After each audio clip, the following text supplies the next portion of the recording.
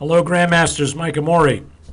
Let's take a look at your work from Sunday. 4 o'clock class, we played from this set position, which came from the very famous Vasily Smyslov Rudakowski game played in Moscow, 1945.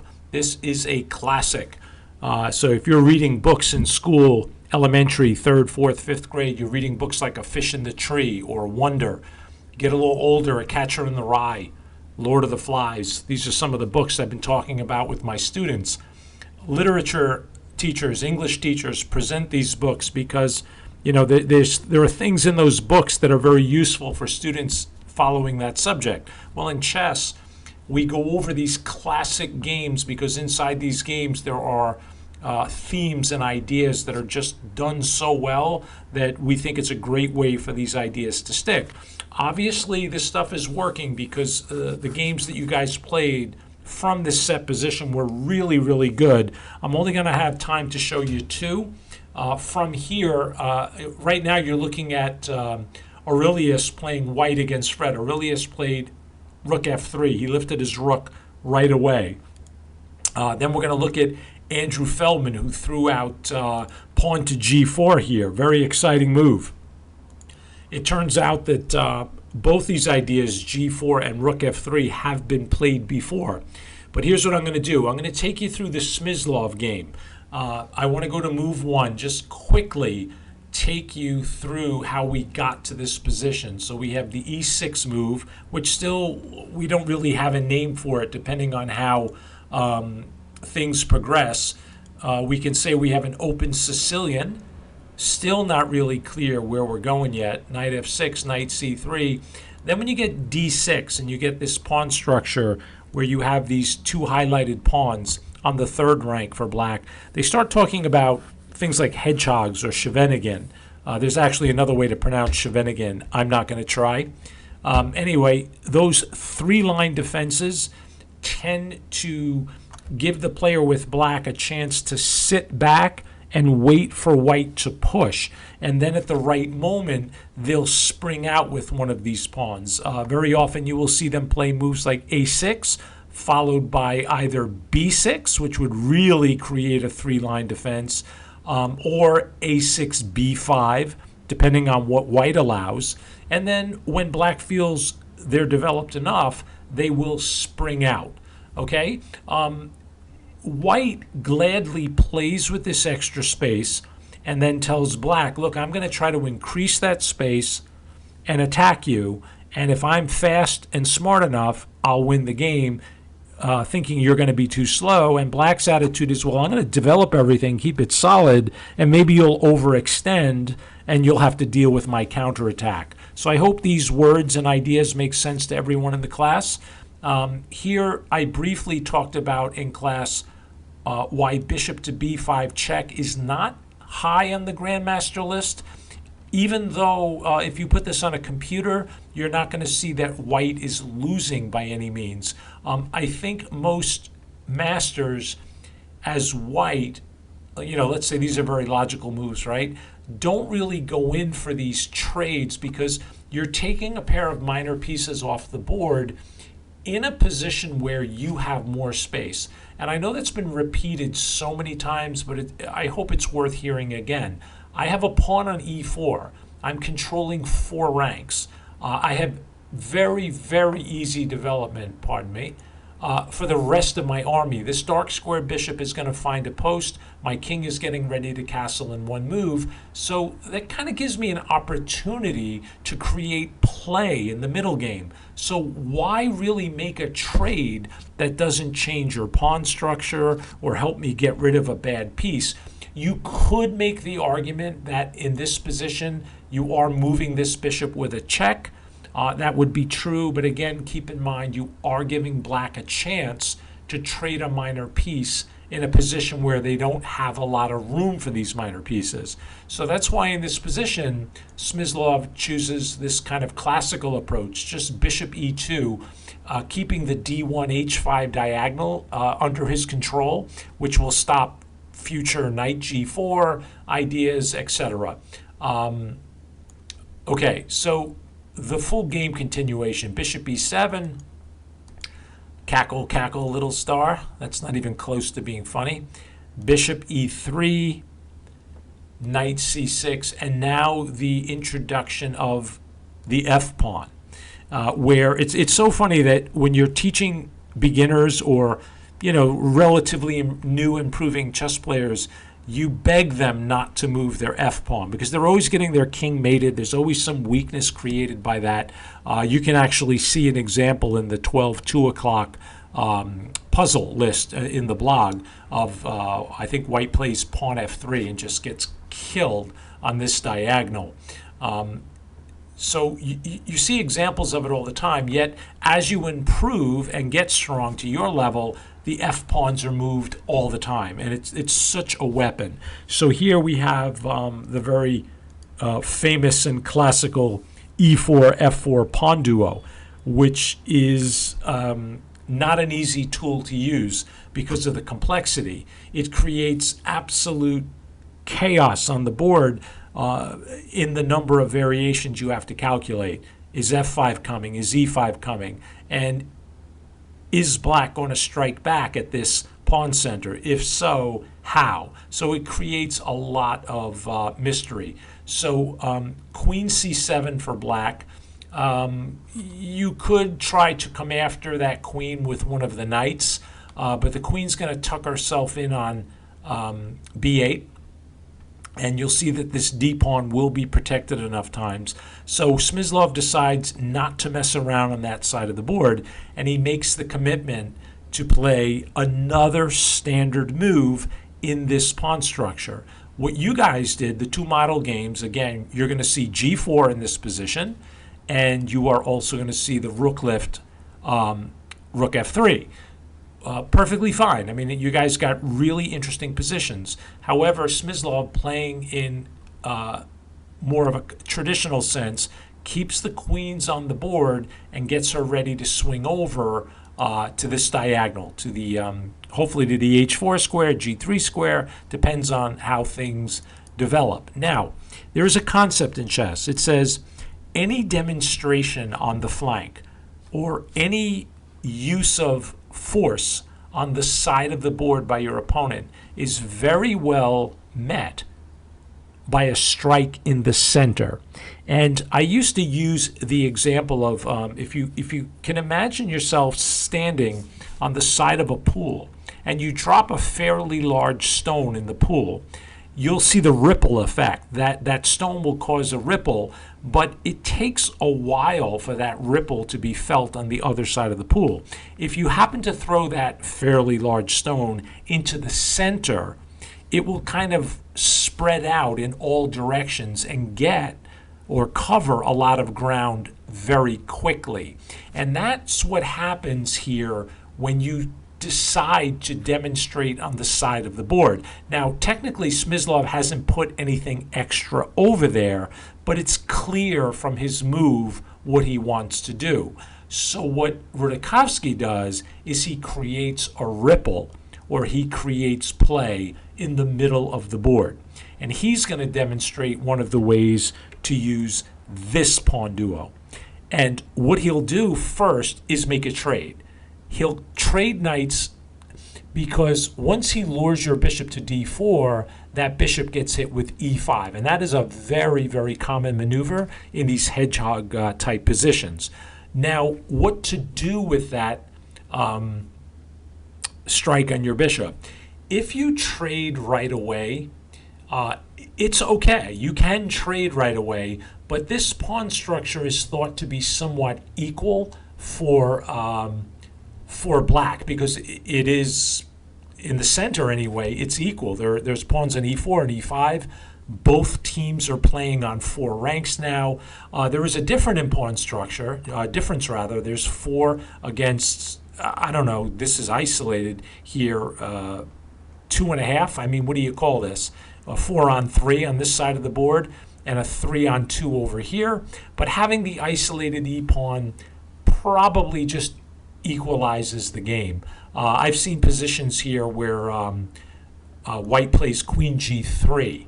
That's kind of cool. This has all been played before. There's actually a forced draw line. I was trying to see if I have it here. Yeah, I do.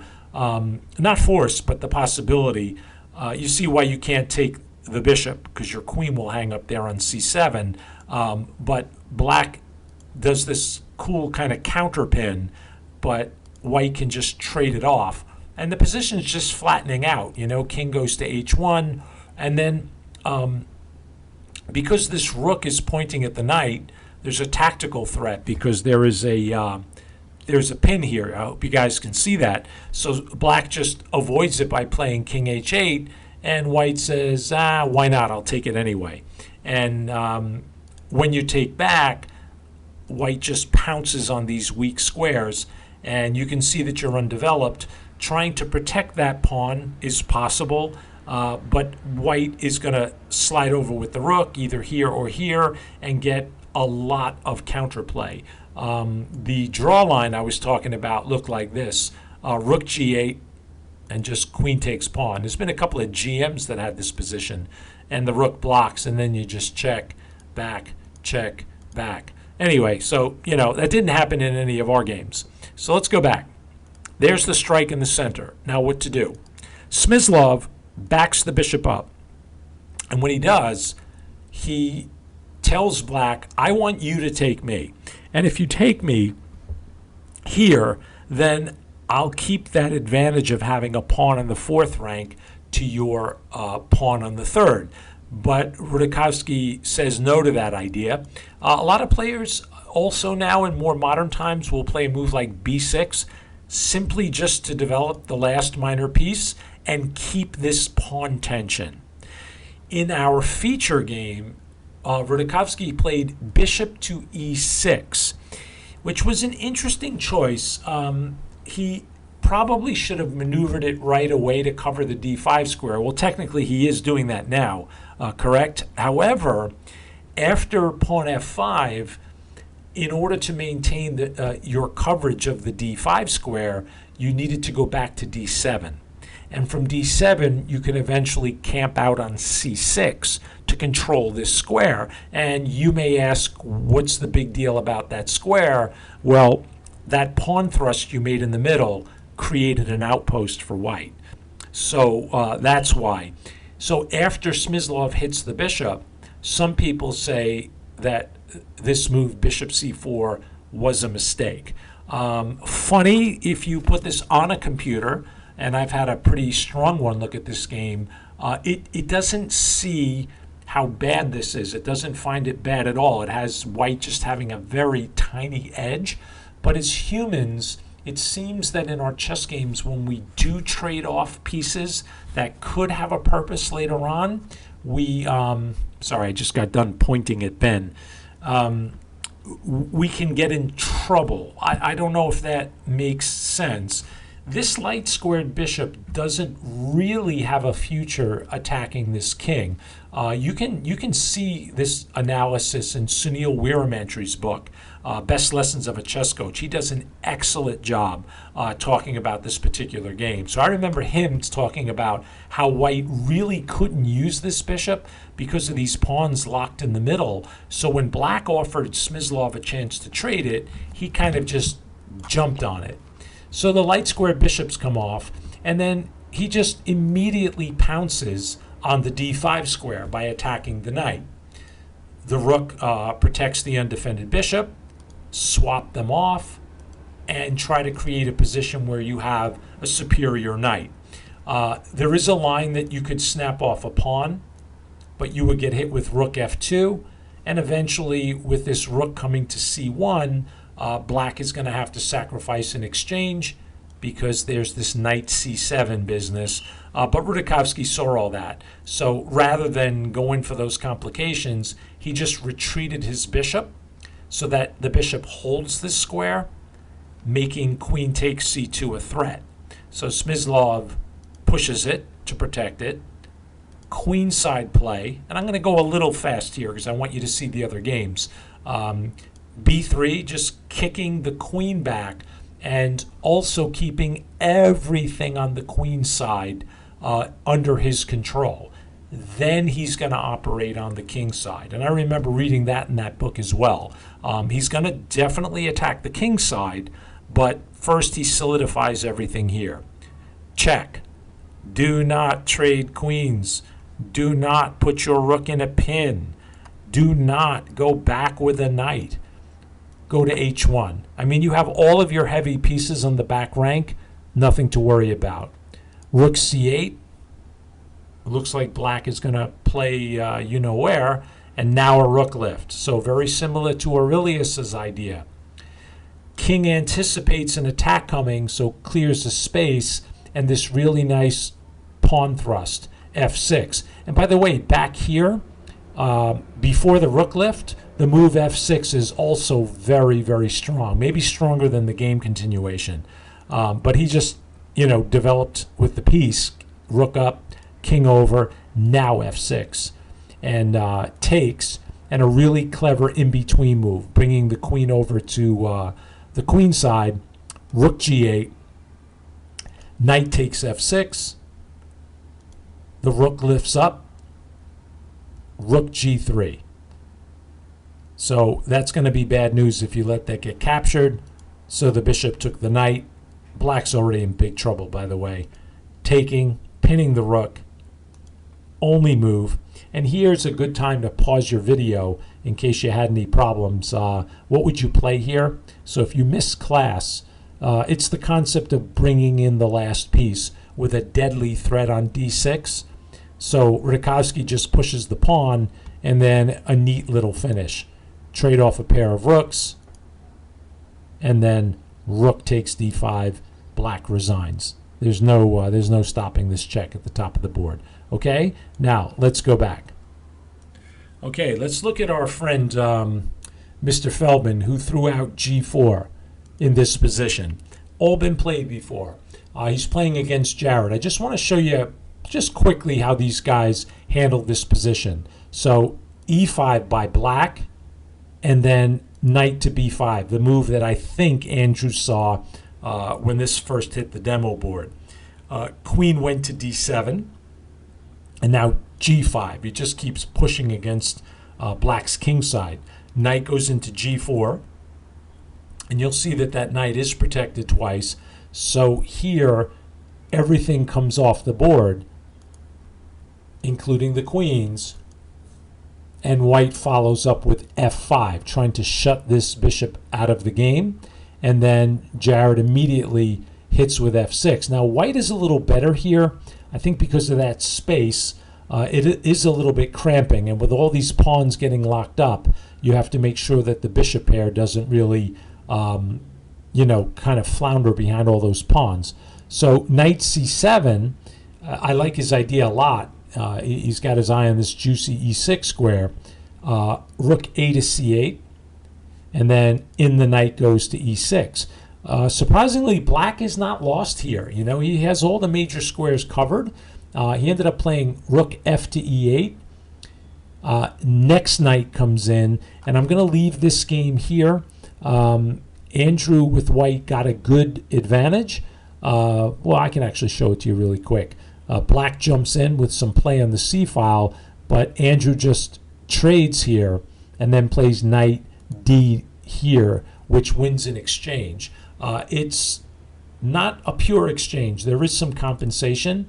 He grabs the pawn here, but for the most part, white's definitely got an edge, but I like a lot. I really liked how you guys handled it. Black has a couple of bishops. These pawns here are not so great, but it's a chess game. We'd probably take white, but good job. All right, now let's look at Grandmaster Fred. This created an argument in class. You guys remember? Aurelius played rook f3. And just like in the game, Fred says, no, I'm not going to let you play on the side. I'm going to lure you into the center with the following trades, and then hits him with e5. And here, everything comes off, the pawns anyway, the structure, and then Aurelius plays knight to b5. And Fred correctly tucks his queen in to b8. And here, you would think that black might be worse because he's getting pushed back, but it may not be the case. Love Aurelius's next move. He has a little problem here. He's got to get this bishop away from the pawn, and he just sacks an exchange here. And he does it to either break open Fred's king or to lure the bishop away from this square. Okay, he gives up an exchange, but he hits Fred with bishop to c5. Now, you have to be careful what to do with that rook. This knight's going to hop in at some point. This bishop comes here, and the queen is trapped. So does he have a choice? Probably not. It looks like, maybe bishop to e6, sack and exchange, back, or the game continuation, rook d8, which was really cool because Aurelius just took the rook. We were like, wow, this is terrific. Look at this chess. Now, it turns out that Fred was actually right. This variation did work out a little bit better for black, and I'll show you at the end why.